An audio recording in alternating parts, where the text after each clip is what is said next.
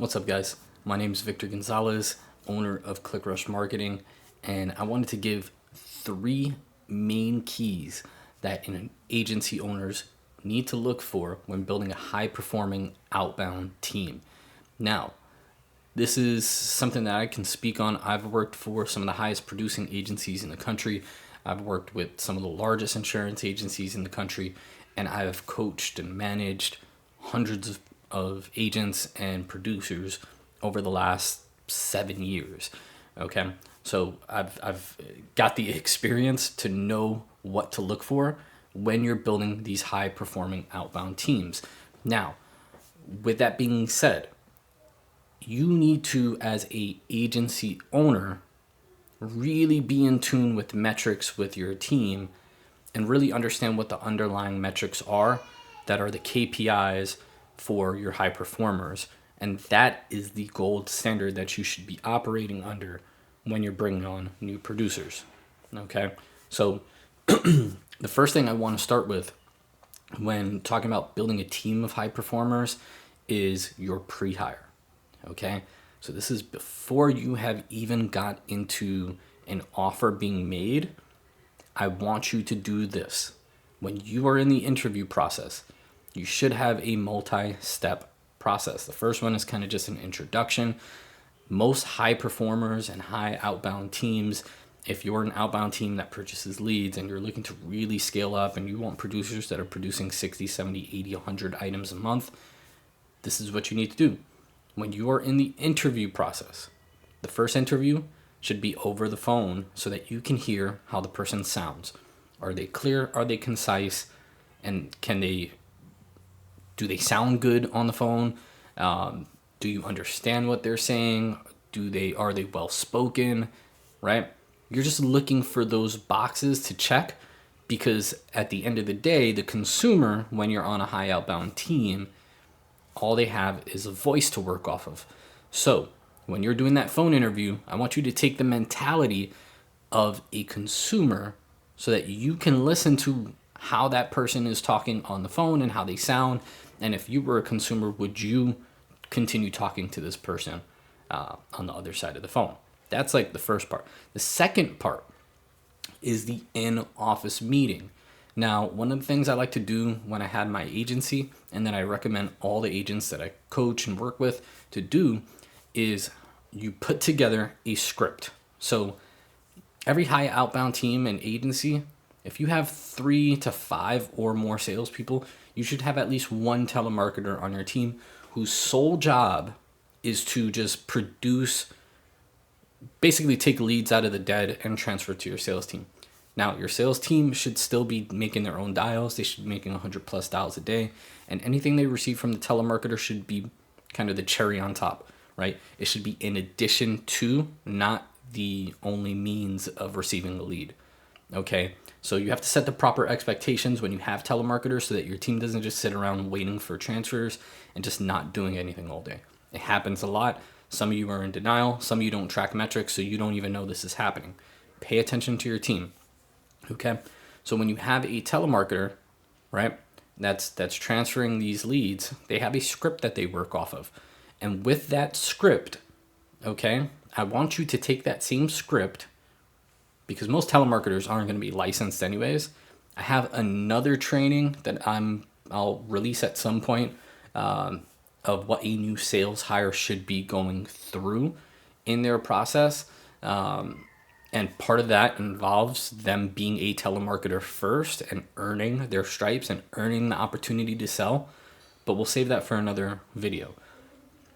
With this one, I want you to take the same script that the telemarketer uses.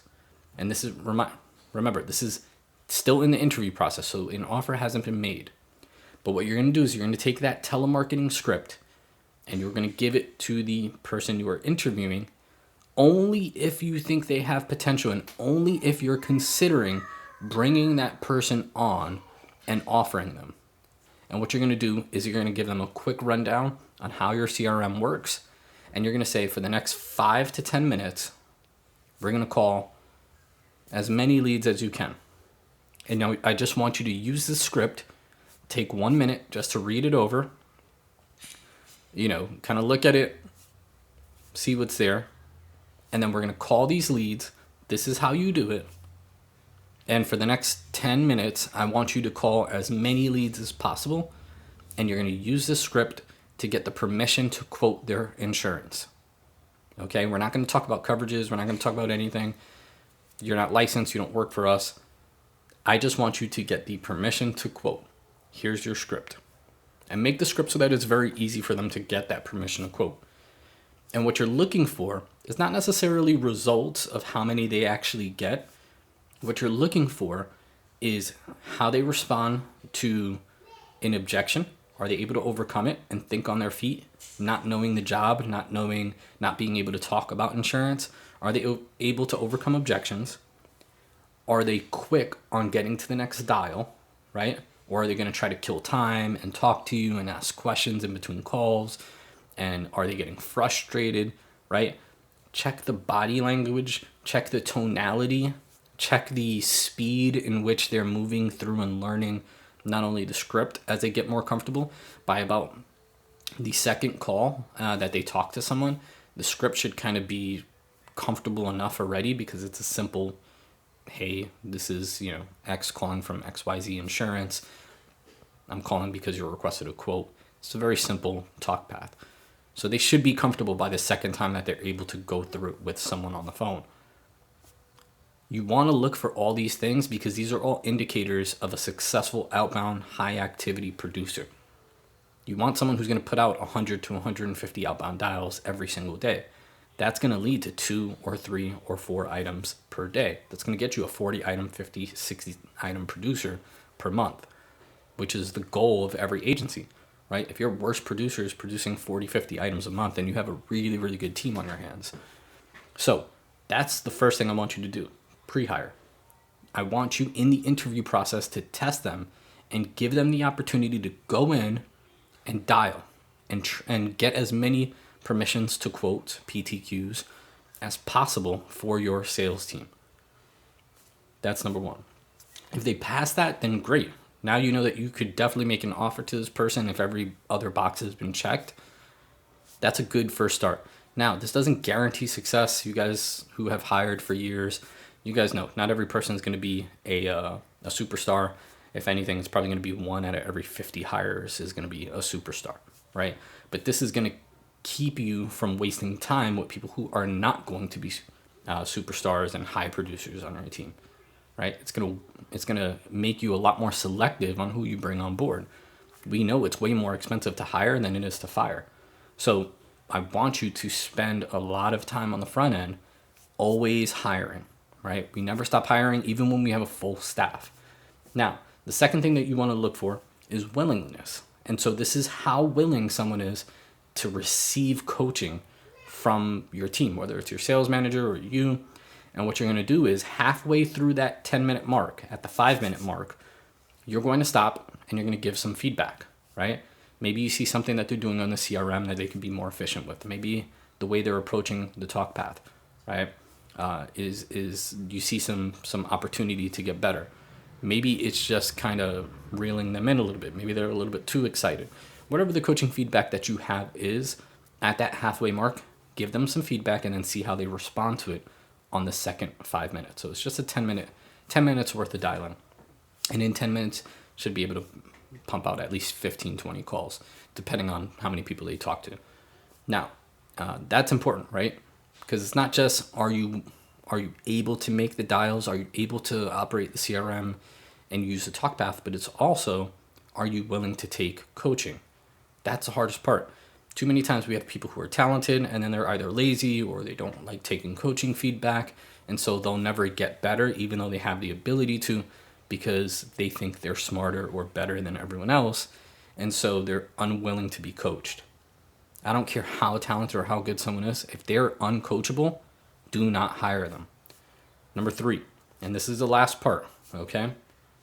This is the replacing the worst method, okay? Replacing the worst. Sounds exactly like what it is. Because you are always hiring and you're always interviewing and you're always recruiting, even when you have a full house, you're always going to have a worst performer on your team. That's the person whose job is in the hot seat.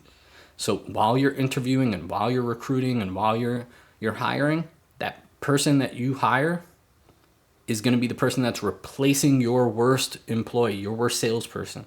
And that's going to help rise the tides of your team. It's going to help raise the bar, right? Your team's standards are going to go up, because if your worst producer, when you start this 3-step method, is, let's say, 15 items a month, and then you replace that 15 item a month person, and your next lowest performer is a 20 item a month performer, guess what? The standard just got raised by 5 items, right? And now 20 is the lowest barrier and the lowest standard that you expect from your team. And then when you find that next superstar, they replace your 20 item producer. And your 20 item producer now goes from your worst performer being 20 items to maybe 25 or 30. Now, just like that, in 3-4 months, you might have gone from your team standards and expectations going from a 15 item producer keeps a job to now 30. You've doubled it. And you just keep doing that. You constantly do it until you get to the point where like all your producers are 40 items or more. That's how you build a high performing sales team.